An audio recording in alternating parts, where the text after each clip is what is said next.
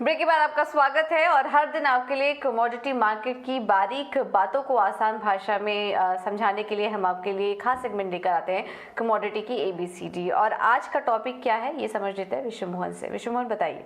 Commodity की ABCD में economic indicators को भी समझना जरूरी है, क्योंकि किन खबरों का कमोडिटी मार्केट पर असर होता है ये भी जानना जरूरी है। तो आज हम बात करने वाले ओपेक की।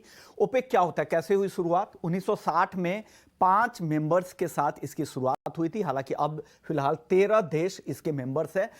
ऑयल उत्पादक, क्रूड ऑयल उत्पादक देशों का ये सबसे बड़ा संगठन है, जिसके सबसे बड़े जो देश है, उत्पादक देश है, उसमें Saudi Arab, UAE, Iran, Iraq, Kuwait, Libya जैसे देश भी यहाँ पर शामिल है। दुनिया में जितने भी क्रूड ऑयल का उत्पादन होता है, इसमें सिर्फ 30% का हिस्सा इन ओपेक मेंबर्स का, यानी 13 देश 30% हिस्सा उत्पादन करते हैं। इसलिए इनका दबदबा है, एक कार्टेल के तौर पर ये काम करते हैं। अब ओपेक के बाद अब बात कर लेते हैं ओपेक प्लस की। ओपेक प्लस क्या है? ओपेक की तरह ही ओपेक के बाहर के जो कुछ और देश हैं, उन्होंने भी एक संगठन बना रखा है जो ओपेक प्लस के अंदर आते हैं।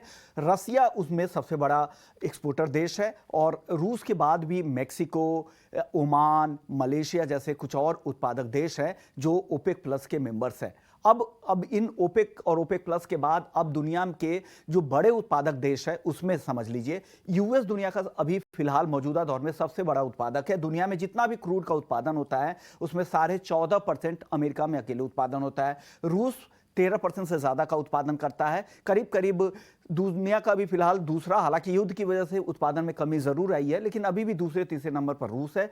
सऊदी अरब दुनिया के 12% उत्पादन अकेले सऊदी अरब में होता है। इसके अलावा कनाडा, फिर इराक 5वें नंबर पर है। तो ऐसे हैं। कंज्यूमर्स की अगर बात करें तो दुनिया के सबसे बड़े उत्पादक होने के साथ यूएस दुनिया का सबसे बड़ा कंज्यूमर भी है क्रूड का। चीन दूसरे नंबर पर आता है, भारत तीसरे और जापान चौथे नंबर पर बड़े कंज्यूमर्स में आता है। अब क्रूड का गणित समझिए। क्रूड ऑयल बैरल में जो हम सुनते हैं, लेकिन बैरल में होता क्या है? बैरल में 159 लीटर क्रूड ऑयल होता है, कच्चा तेल होता है, जिसमें मिक्सिंग और रिफाइनिंग के बाद 170 लीटर बन जाता है। इसमें से अब पेट्रोल, डीजल, बाकी पेट्रोलियम प्रोडक्ट्स कैसे बनते हैं? तो 73 लीटर पेट्रोल, 39 लीटर इससे डीजल बनाए जाते हैं, फिर 7 लीटर केरोसिन और 51 लीटर अन्य पेट्रोलियम प्रोडक्ट्स यहां पर बनाए जाते हैं। लेकिन कुछ और गणित आप समझा दूं कि एक बैरल क्रूड से कितना परसेंट क्या बनता है। तो कुल जो 159 लीटर है उसमें से पेट्रोल का हिस्सा है 43%, पेट्रोल में चला जाता है।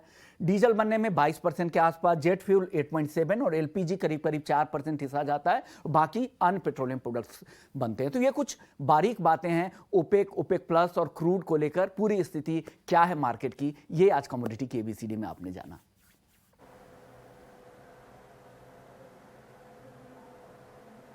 बिल्कुल, बहुत बहुत शुक्रिया विश्व मोहन आपका ये सारी जानकारी देने के लिए।